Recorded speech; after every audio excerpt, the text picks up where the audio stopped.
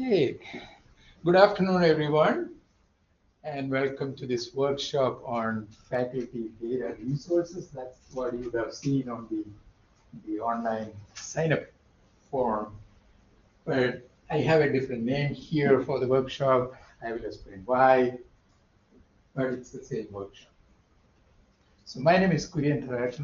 I'm the Executive Director of Research and Institutional Effectiveness here at Triton. And with me is Jason Lemberg.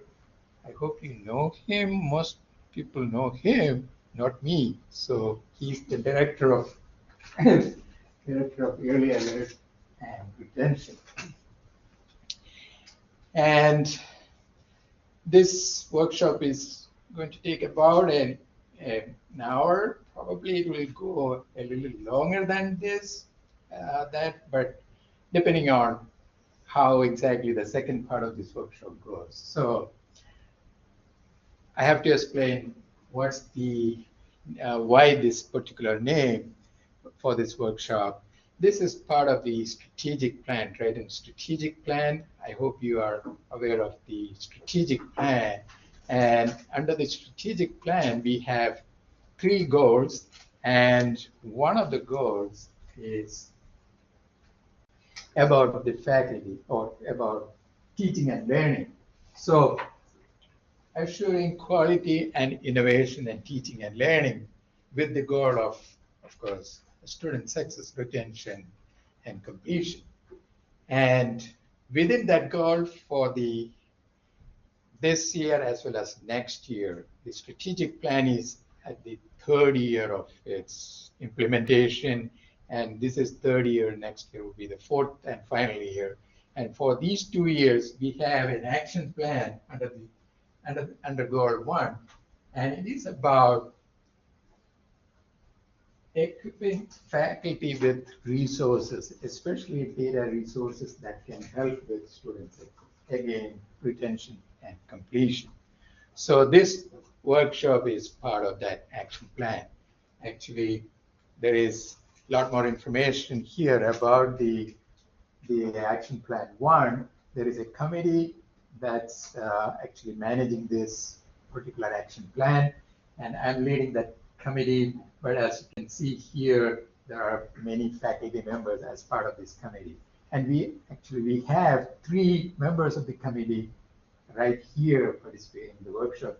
Thank you, Ty, Shelley, and Dr. G to be present here for this workshop. So we have several things, several details there about this action plan, what we want to achieve, the different specific actions we want to do, like this training, and then developing more resources based on the response we receive from the participants, and then further training based on those new data resources. So that's about the action plan, and now I hope you know why this workshop has this name. So with that, let me go into this workshop. The workshop has 2 parts. The first part is about introducing you to all the data resources. Of course, that's going to take about 30 minutes. Of course, we can't cover all the data resources we have here, but we will just give you how to access this, where to get that access, and we will go into some specific reports and data, maybe with what's available within that 30 minutes, what's possible within the 30 minutes. So within the 30 minutes, Jason and I decided we will split this into 2 parts again. The first thing is about institutional data resources. I will be talking about that, and then Jason will be talking about more fun stuff. That's the student level data resources. So I will go ahead and introduce you to the institutional data resources. When we talk about institutional data resources, it is about institutionally how our data look like. It could be under different topics. So we have several data and reports available under different topics. In general, about enrollment, student success. These are the 2 different areas. Then, of course, different benchmarks, how we are comparing with other institutions, survey data, so that's about student engagement and things like that. So definitely, I'm not going through all the reports we have there, but I will pick one or two and show you where they are available, all these data reports available. So as you can see here, the enrollment, retention, program enrollment, student satisfaction, and benchmarks, all these different topics. Under these topics, we have several reports available. So where do we have these reports available? The gateway to all these reports is the research page on the portal. So if you go to the employee resources card on the portal, there is a link called research. So I'm going to show you how to access that page and what's there on that page.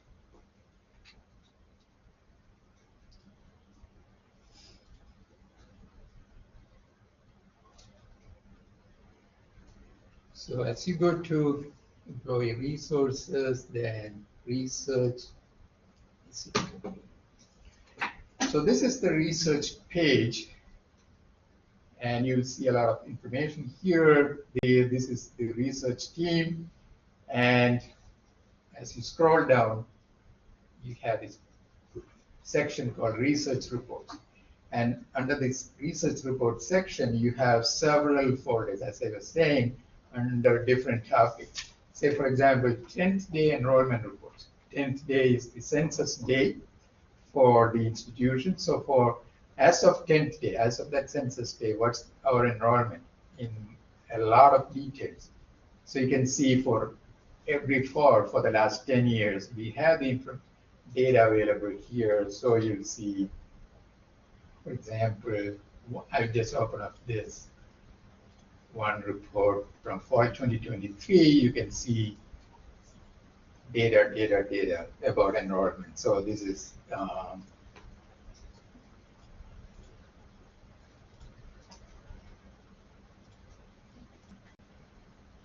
so credit hours, full-time students, part-time students, all that, and different student groups, then FTE for that different fall, last 5 fall semesters. In each report you have last 5 fall semester data available. So that's just one report, as you can see here, so many. And so course success rate, another report that's probably very interesting for the faculty.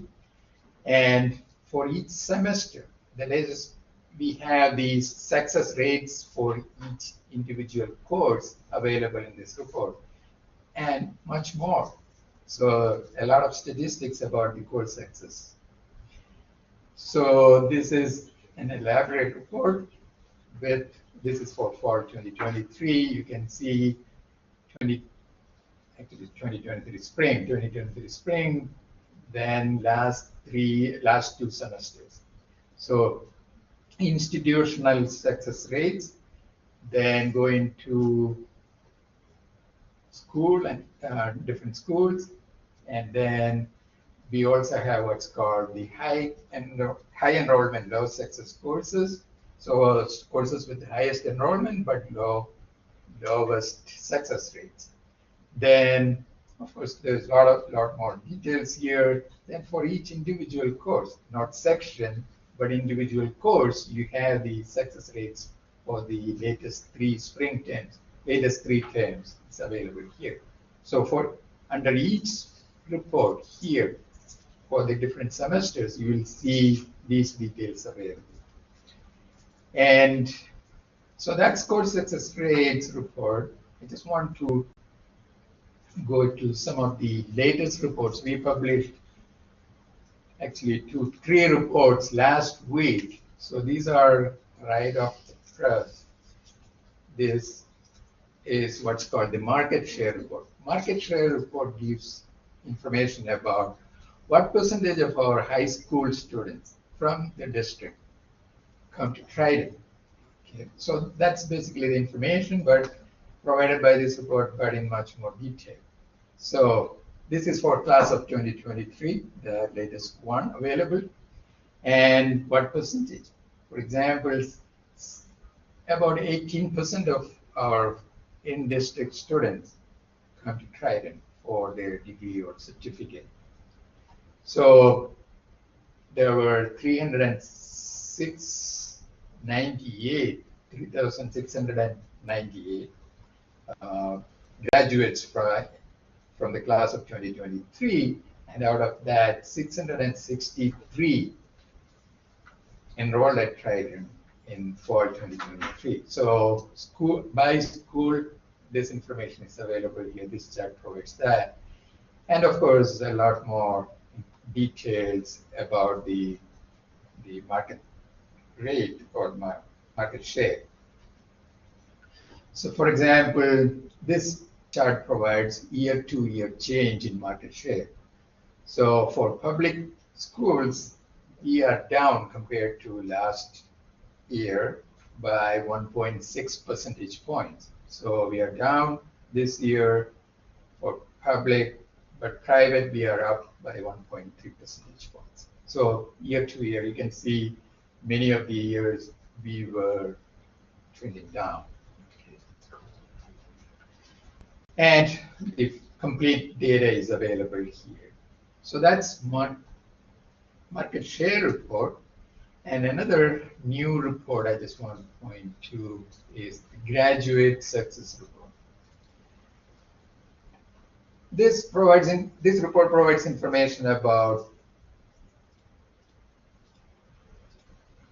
what happened to our graduates after they graduated. So this information is available for the graduates who graduated last year, 1 year ago, and for 5 years ago. So 3 cohorts. So what happened to them? There is a nice summary sheet that provides basically almost all the information, unless you don't want to go into the details. So number of graduates, recent graduates, 1 year out, 5 year out, and then number of awards, degrees, certificates, then employment, what percentage are employed, 68% recent graduates. These are based on the survey, so it may not give you the complete picture, but based on the surveys, so survey information available here. Then transfer information. Transfer information is based on the National Clearinghouse data. So this is not survey, so this is the actual data from the clearinghouse that provides information about how many of our students transfer to other institutions. So from after graduation. So recent graduates, 24% actually transferred to other institutions. 4-year institutions, mainly 296, then 2-year, of course, 35 students transferred to other 2-year institutions after graduation. So a lot more details about the graduate success of graduates after they graduated. So that's another new report. So as you can see here, under different topics, you have several reports available. These are PDFs, so you can just go into access them as PDF. You can download them. Those are PDF reports. But oops.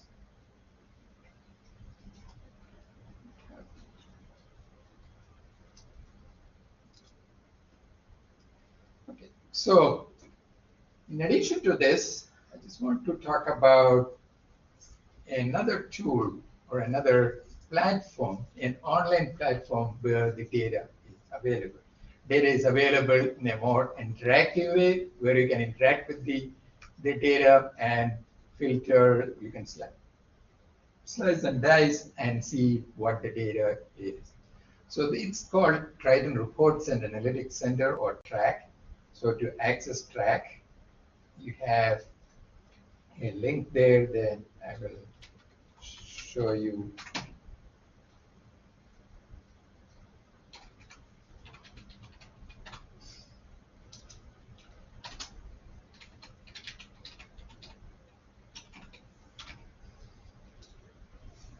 So this is the online platform. As I said, these are interactive reports or dashboards where you can interact with the dashboards to see the data.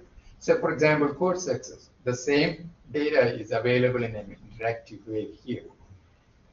So course success rate trends for the last 5 semesters, fall semesters as well as spring semesters. Then you can go by school, then subject, and then to individual course. So just like what you have seen in the PDF, but in a more interactive. Even you can go with the course mode, whether it is online or whether it's in person. So that is possible here. So for example, course delivery mode, you can see that it is in person basically for this particular course. But if you select another course, you can actually select the online version of it. And if you want to see by different student groups, that's available here. That data is available here. So for example, this is for fall 2022, fall 2023, arts and sciences, or let's take business and technology. Then all standalone courses.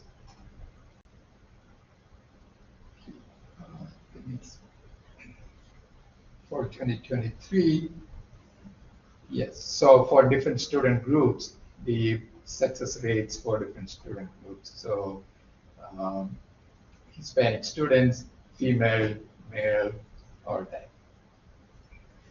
Then another important part of this report is course withdrawal rates. So what percentage of students withdraw from courses? Again, last 5 semesters, fall and spring. Again, you can filter by course, school, subject, as well as course, and see the percentage withdrawal rate. Here, as you can see here, we have the latest withdrawal rate is institutionally is 14.6%. So 14.6% of our students after they enroll withdraw from courses. So it was 16.6.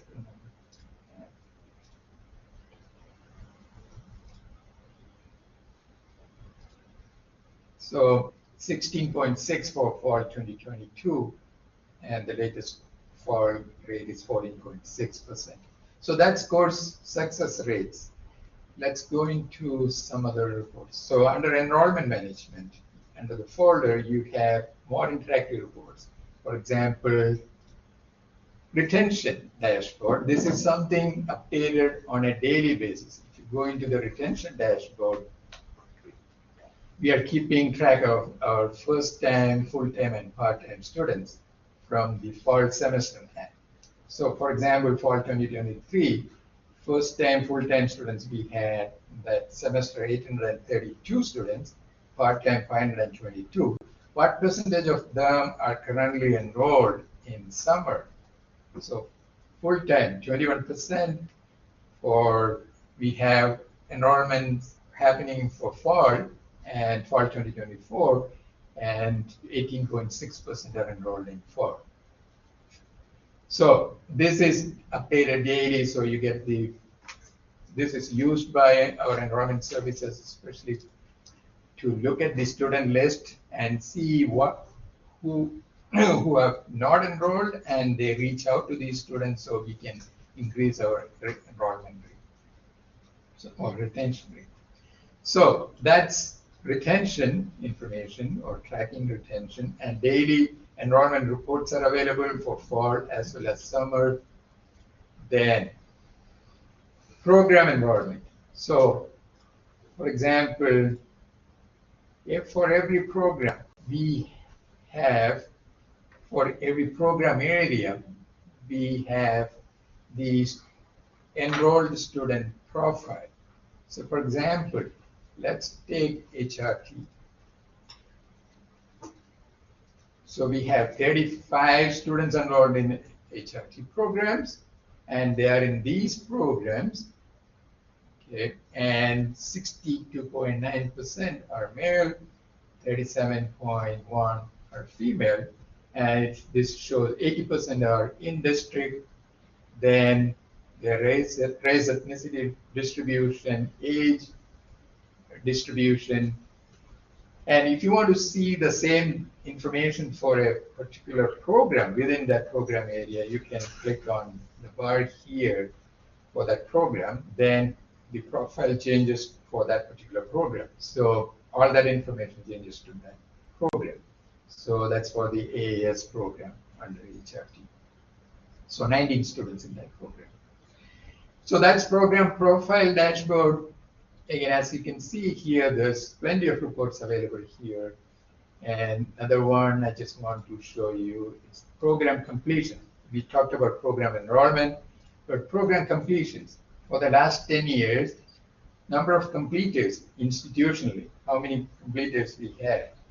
In 2023, fiscal 2023, we had 1,403 graduates. So degrees awarded, how many degrees, how many certificates? So 826 associate degrees, 639 certificates. Then of course you can filter by program area. You can, if you want to look at just automobile, for example, there were 31 graduates or completers in fiscal 2023. So that's program completion. So as you can see here, there's plenty of data available which you can access, and then interactivity lookup. I want to say something about the access to this particular tool. Currently, this tool is available only for administrators and department chairs, and some faculty who have requested that because we don't have as many licenses as we need to provide it to everyone. But we are working on it. By fall, every full-time faculty will have access to this tool. So that means all full-time faculty will be able to access this tool and also the data or the reports available there.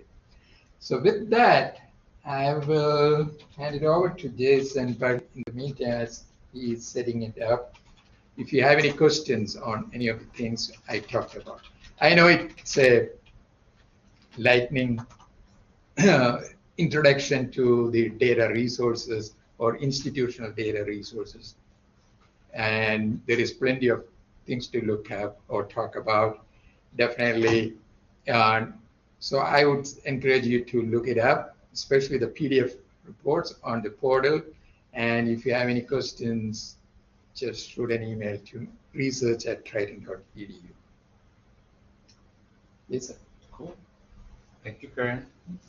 I will say 100% all the information that Kurian is providing through the institutional data, we are working with our advisors as well. But a lot of advisors, it's one thing to have data available. All the advisors, if you say the word or say the acronym TRACK, they're like, oh yeah, that's where all the data is. Most advisors don't spend time in there. And so one of the things we're working on is also getting information specifically around course success rates and retention to use the data. So it is a conversation happening in all areas. I'm going to dive now into a little more the individual student data piece. All the information that Kurian is presenting comes from Kurian's magic toolbox, but colleague stores most all of our student of record. It's the university's database of record. All the information is also fed into two other additional databases that the campus uses. One is CRM Advise, and the other is the student planning page. I'm going to show you them both today. When you submit alerts as a faculty member, retention alerts go into CRM Advise and then get distributed from Advise to different advisors and student support departments. But the retention alert piece of Advise is maybe only 5% of what it is. So I'm going to show just kind of a brief overview of what that is, and then potentially spark some future interest. So if you were to go into the portal, here's a beautiful portal. Most faculty will either go to submit retention alerts through either Blackboard, the link on Blackboard, or you'll click Advise for Faculty. we're going to go into Advise for Advisors and dive deep into. So Advise for Advisors brings us into this database here. Oh, it's still wanting to be you, Kurian.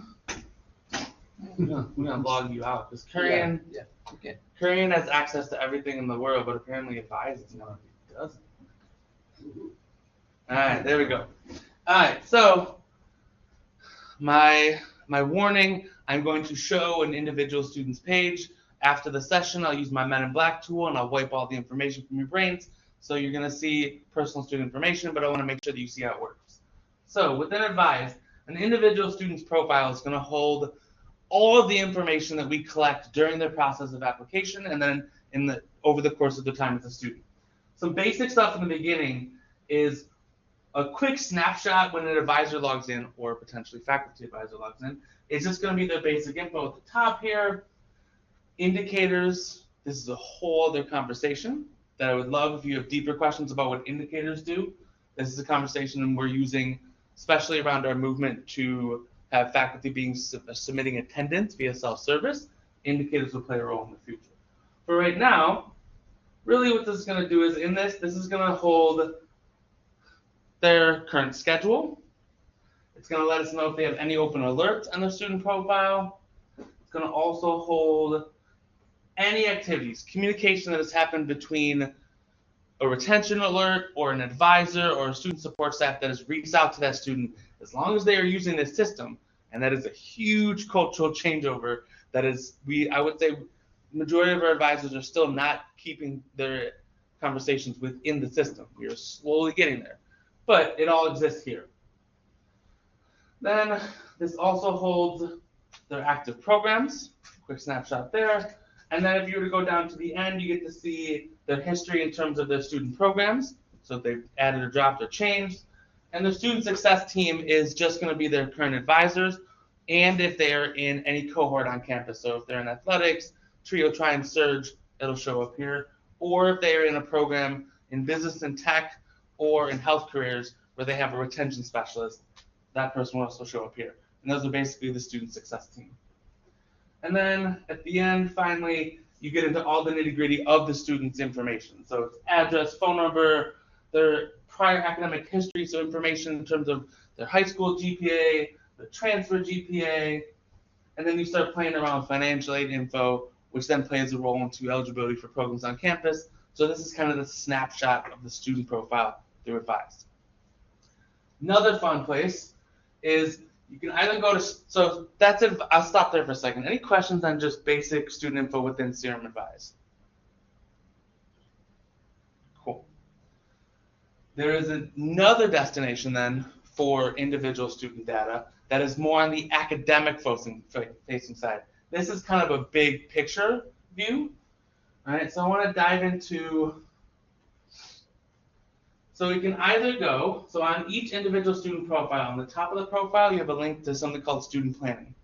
This student planning also exists in the same card within the portal. So student academic planning, the difference is if you're logged in as Kurian, then it doesn't, wow, I love this. I thought Kurian just had access to literally the universe. Sorry, Kurian, I just thought you were given the golden key. All right, so student academic planning. So if you go in, this is going to land you into a general search page. You can just search any student and it'll pop up. Though, if you go through Advise, it's automatically going to associate you with the student profile you're going from or you're coming from. So this student here, look at student planning. No, I don't want to make it go faster. So it's going to bring us to the student profile. Student planning is going to give a quick breakdown. It's going to give you the program, if they have an educational goal to list it, again, basic contact info, but then you get down here into the fun stuff, and that's where you have course plan, the current course schedule, okay, the course plan, but you can go back and look at past courses and even jump ahead and see if they've met with an advisor and they started to make a plan. You can see their plan that they've already laid out. Most students that have met with an advisor have at least one semester planned, and you can start to see. One of the really cool things that other institutions that have 35 Joe Prezes in the tech department do is they build in really cool integration to alerts to students and alert to faculty and alerts to advisors if a student has a plan, but they're not registered for that course. So there's so many other cool things you can do with this, but it's also just information here. Then going beyond just student plan, you can go into the timeline. This is another way to see their course plan. You can look at this as looking ahead and obviously looking back. Progress. This is where those program maps that all of you played some level helping to build or responding to, they get fed into here. And again, this is coming from Kali.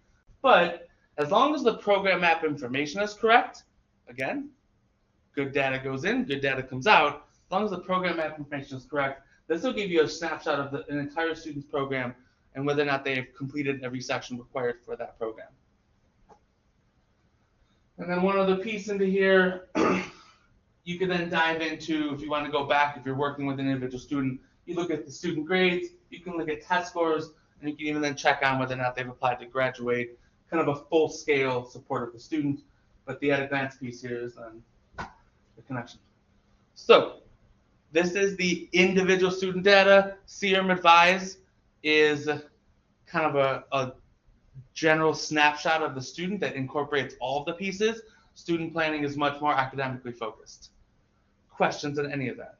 Sam? Is there a way to see if they have hit any certificates along the way? Say their overall plan is to get their degree. Is there a way to see if they've completed enough courses to achieve certificates along the way easily in that, or so that is a huge question that has lots of conversation happening on campus right now. Got it. And I would answer that in two quick ways. One, that requires that we have updated program maps. So as long as that's set up, we don't have an easy way to view that though, because that information doesn't feed into here. If they have, and so the second answer to that is, if they have selected to pursue that certificate, you should be able to then go in and look at their progress. To do that on a large scale, we're actually been having those weekly or bi-weekly meetings throughout the entire year about what it means to automate some element of that process. The challenge is that it is not an automated process. All automated processes, as everyone knows, involve humans first. It is a huge step to get there. But you could see their progress, and then you can go and check the graduation application stage to see if they've done it. So if you know of a student's name, you can go the other way I showed you, where if you like to click into here, type in a student's name, student shows up, you can check and see their status there. Perfect. No, that works. That's Griffin's question? Joanna has a comment. She uses this quite a bit. So. On the previous screen, there is a way to check up here, to view a new program for the student. You can choose any other program and check the progress. I usually avoid clicking that, but I love it. No, I don't dive into this because then I showed this as an example in one training, and it was like 45 minutes of conversation because there was so many questions about it. I love it though. You're gonna get me excited because this is another cool feature where you could then, so basically you're superimposing other programs on a student. Got it. So you can test and see. You can go in and say, well, I want to actually see if this student would fit into architecture. I'm not going to click anything because I'm in the live production stage right now, so I don't want to actually flip it over. But on your end, then you click this, and this would then check and see the status of the student's progress towards the Architectural Associate of Arts compared to the nursing path. And it's a really cool feature of it. But the fun part is that when you click into it then, and this could be the transition to what makes it difficult, is that the draw of Triton is our accessibility. The accessibility piece is what makes automation really difficult. Because a student that comes in and potentially has completed all of the requirements they would need for an architecture program, but half of those requirements would need exceptions to get to the place that they would match an equivalent. They require a person to be on part of the process to say, yes, I'll accept that. And we just don't have the human power to do that right now. But, Joanna, thank you. It's one of my favorite parts of the section, and I do it all the time just to see. I actually do it on my own. I'm registered for a part-time drumming class right now, so it doesn't mean anything, but I'm like, how far am I in architecture? I checked, I'm not. And because clearly 1 credit drumming class is not going to get me into architecture. Other questions? Across the board. Cool. I will end then by saying one of the cool things we are playing around with for this coming year is more integration into this. So I will present that one of the things I will be reaching out for further training is diving into the portal and more accessibility for the portal to making things a little bit more user-friendly and accessible. Thank you, Jason. Kurian, floor is yours. Moving on to the second part, we have about 18 minutes. So, going back to that PowerPoint.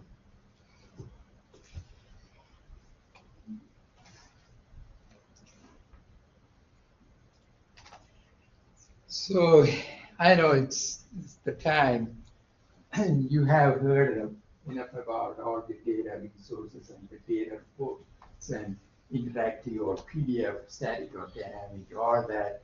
Jason was showing some, or the screens, and you can scroll through, or you can crawl through, and it's all there.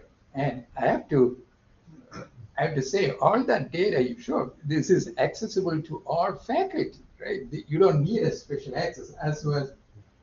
Unlike the tool I was talking about, you had to have that access. But in The student planning one, everyone has it. The advice piece is different, but student planning, everyone has that. Everyone has access to it. So I would say go ahead and try out some of those.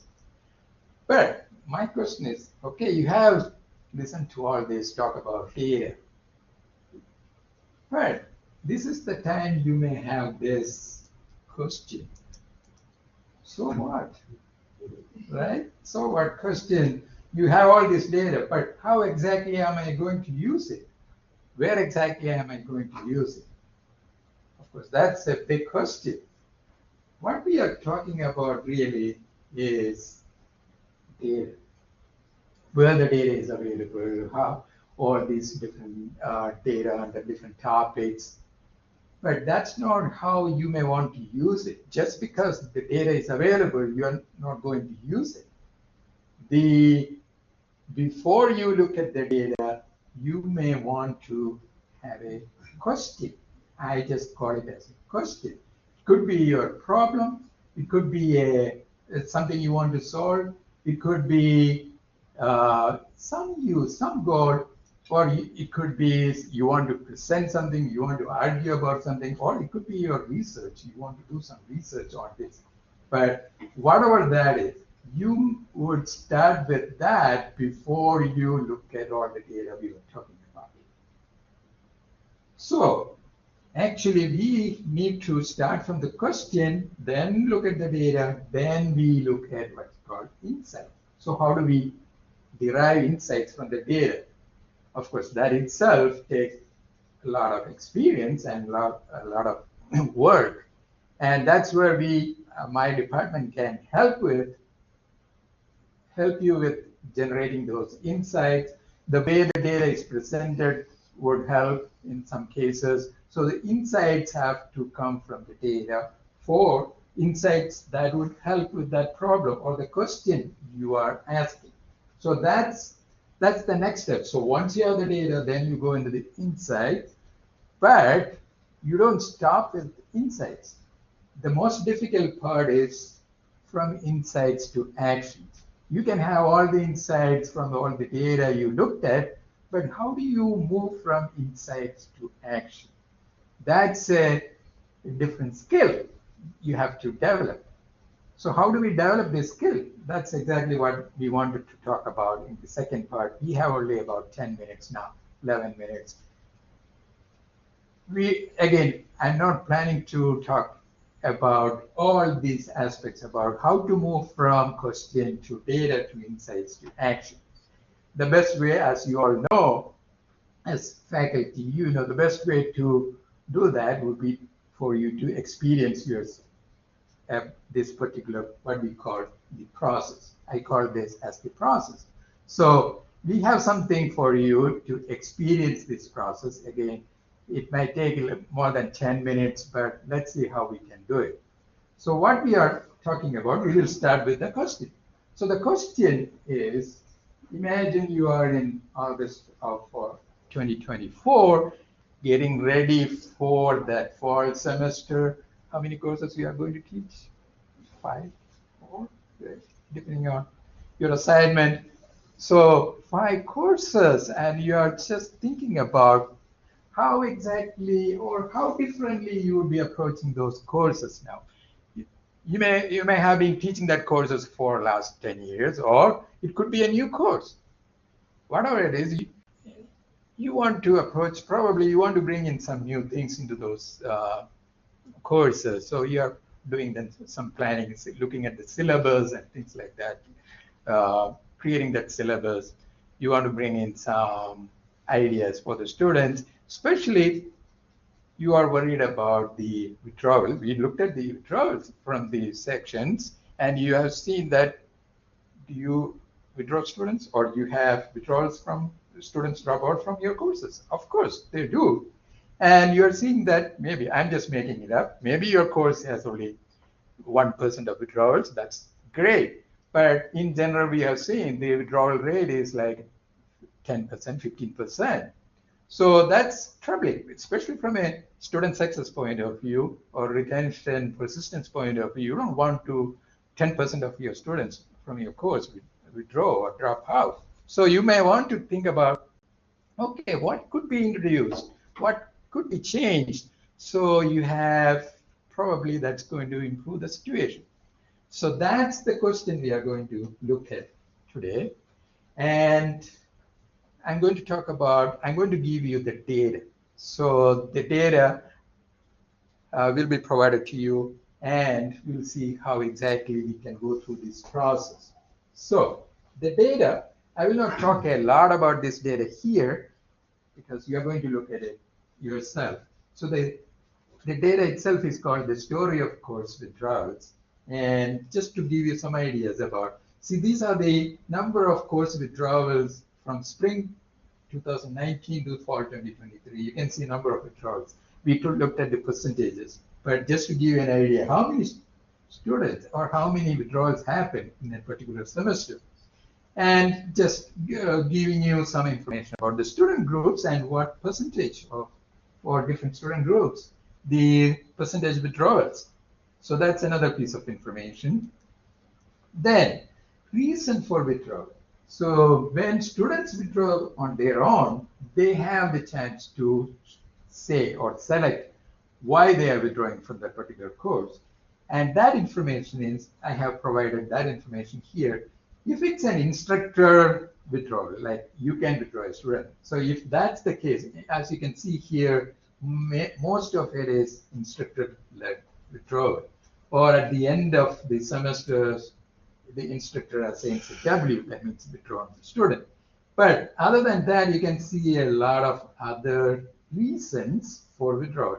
For example, unable to keep up, it was a big one for in 2019 spring as well as in 2019 fall, but it has come down in 2023. I'm just giving you 2019 and 2023 because one is before the pandemic and after the pandemic. So just to give you a comparison. So then you can look at these different reasons. Then another interesting data point you might want to look at, when exactly the withdrawals are happening, when exactly students are withdrawing. This is the timeline, again, just giving you the statistics or how many students are withdrawing at different points in the semester. This is for fall 2023, and I have taken away the big ones so that the graph will look manageable. So anyway, these instructor withdrawal is not a reason, so it could be other reasons for that. So I'm just looking at what students are saying about the withdrawal, and that's the data here. Then detailed student level information. So this is where what Jason was talking about, the alerts and withdrawals. So we have combined these two pieces of information. You might want to look at why students are withdrawing. That's one thing. So why? This, say, for example, this particular student, work schedule change. Withdrawal date is September 27, And actually faculty raised maybe the student talked about that in the class or on the same day, September 27. So there was an alert and student also wrote the same day. Unable to keep up, just look at this student, unable to keep up, and faculty raised an alert here on October 24th, another one, attendance concern. So 2 alerts here on October 24th, October 30th, the student withdrawn from the course. So this gives you student level data. Not just this, so we can look at some positive aspects of early alerts. So this is students who have received an A in a course and the alerts behind them. So early alert date, early alerts they received. So for example, this student received applause at different times and then an A. Then look at, I want you to look at this student, attendance concern, September 2nd, September 24th, low homework quiz score. So there were alerts for that student, but ultimately the student ended up getting a B. So that's a success story. So these are just data about the power of alerts, how exactly the alerts can probably help. Of course, there are other aspects to it. This is the opposite. Even after the alerts, what happened? So, for example, this student, September 24th, no homework quiz test scores, risk of failing course, December 2nd, risk of failing course, ended up with a D. Look at this student. I just gave some examples here, an F, but look at all the alerts here. You will see a trail. So that's the trail of failure. I call it the trail of failure. So that's the data. So what are you supposed to do? Based on the data, now we have the data available. I have copies of the data. Same data I just showed you. Thank you.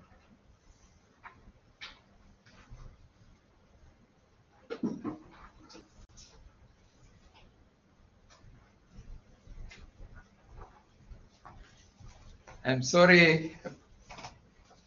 I know there is an online participant, so I'm sorry about the handout. I am not able to share the handout with the online participant, so I can probably send you a copy later.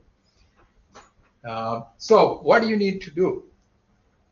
Just experience that process. We are going back here. So the question, I talked about the question, it's about fall 2024. You are looking at the possibilities. You have the data. What are the insights and what's going to be the action? So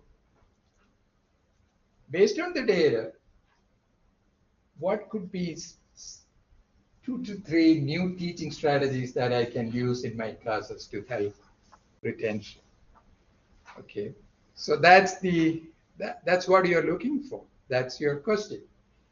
Now, I want to say here, we are not looking at, in this experience, we are not looking for you to come up with a brilliant strategy. That's not the point here. It is the experience of going from data to that action. So you might struggle with that just by looking at, that's why I said 5-10 minutes is not a good time to do that, but you might want to try it later. Look at this data, keep this question in your mind, and come up with a strategy for some courses.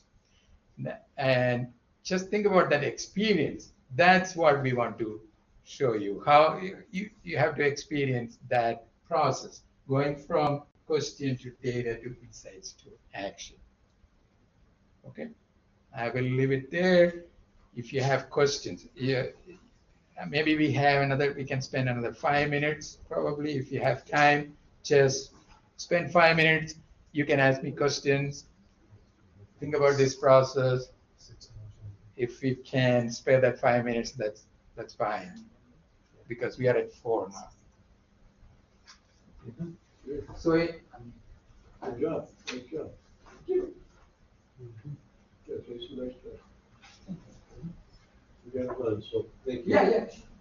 That's Bye-bye, it okay. was nice to meet you.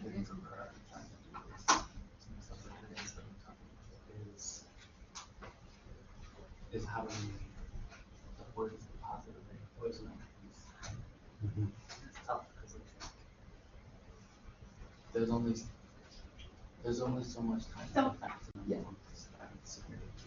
Thinking about the And if we question, have wouldn't you, are they gonna so you would scroll almost through have to take some of the data and send them a blog that post? you're over here, Yeah. without thinking, the reason. Yeah, a bunch of different, I mean, And then you that's can right. write that down on the- It's also kind of interesting coming You from might such need a more small data. curriculum. Yeah. Yes. I know everybody, Because, like, and I see you know, them they're 2 to built 3 in days a here, week. but. My, the turf class I teach on, Monday has 5 students. What, 4 of them are in my landscape maintenance class at Saturday. So 80% of the students that I see on Saturday morning, I will see Monday evening.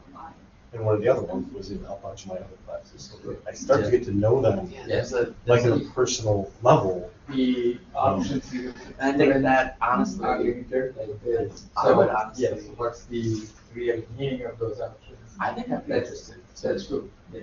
To Yeah, have I a agree. conversation with people. No, these are all part of that To use- experience. About, say, you would I see don't know that, any other word. no, this is not enough But data, to you might use need more your data. Group That's- as just in case. they're to Yes, see that's part of that experience, that's part of that. relationship is does. I actually have one that was not in horticulture as a major transferring into it. She's like, I'm digging all these classes. Are you teaching these next classes? Yeah, they have transferred in. It's like, What else? okay. Yeah, that's what it is. And I had, This It was- also validates what we. it was rough the first semester. I had one kid that was getting a kid, Yes, part of it. Total of. probably in the mid-20s. Yeah, Um, partly, getting an 8, and then something happened to be left. completely, So no, the but rest of the yes, day, we have a couple of issues, I should be fine in another week or so. And I just Yes. literally dropped off his face of the earth. Tons of messages, I sent information to the advice and said, listen, I can't get a hold of this Yeah. person I remember anymore. that one. You guys try it, and they did enough work up to that point. And it was a deep class. Where you just You've on it, never back, tracking you it. never turned in the final, but there was enough. Because he'd done so well up to that point. Just the raw numbers. Yeah. Allowed him to finish. Man, that sucked.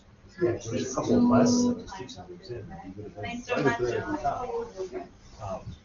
And then I had one withdraw from, I think, all classes. This, they were only in one of mine. But attendance was an issue, and I sent them an email with them, and told them, listen, I'm been here a while. thank you. Nice to meet you too. If you don't show up, it's gonna be really hard to catch up. And then they sent me back and said, I'm withdrawing from this semester completely. Take care. Every class. Kind of backed out of the entire semester. So I think it was a good one. It happens. I mean, I think it would be, It's interesting. I think it'd be really interesting to go into the fall So that I know. and check in with you. Because it's, I think one of the pieces that we still need all is that. The individual success stories are pretty insane. It's those in-classroom interactions that some students really appreciate and some students probably don't care less about. For sure, but I think there is still that small program piece that would be really powerful to sit down and get the list of the students that are literally like Yeah, they listed have a as separate students in the system. program. And then just track them for Yeah. and everything. We can actually bring all these together, it's possible, but it needs some work. From referrals to alerts and just see what, Yeah. That's it. Yeah. I don't know, I feel like they're one of the things they're trying to get actions. And there's a lot of, at this point, because they know me so well, there's a lot of, they're communicating through either Triton or Blackboard, but it's a lot of very personal communication back and forth. Okay, this man, I can't make it tonight, can I get an extension on this? Or it's not super formal. It's more like, dude, I can't make it. Like, all right, that's fine. Let's see what we can work with. And since it is a small curriculum, I could work with them a lot easier than a program that has, 200 students in it. Like you said, there's 19 that are in the degree program. It's pretty easy to know most of them. Yeah, exactly. That being said, though, I think I proposed to Sam, I think it'd be really interesting because it's one of the pieces in terms of them connecting with other departments on campus, of showing the effectiveness of stuff like this, of utilizing data, of the personal contact. I think it'd be really interesting to explore a smaller group, like 19 total students, that we would track in a dedicated way, of course, the academic year, and check in with the research department at the end of the year for big institutional level data pieces in terms of course success rates. But I think and then weighing it up against then some of the other numbers, like the numbers you have from transfer rates, like you guys have access to that data. We are doing something similar with what's called transfer center cohorts. Yeah. Specifically, the first one, we had 300 students and they had dedicated advisors for them. And we have seen one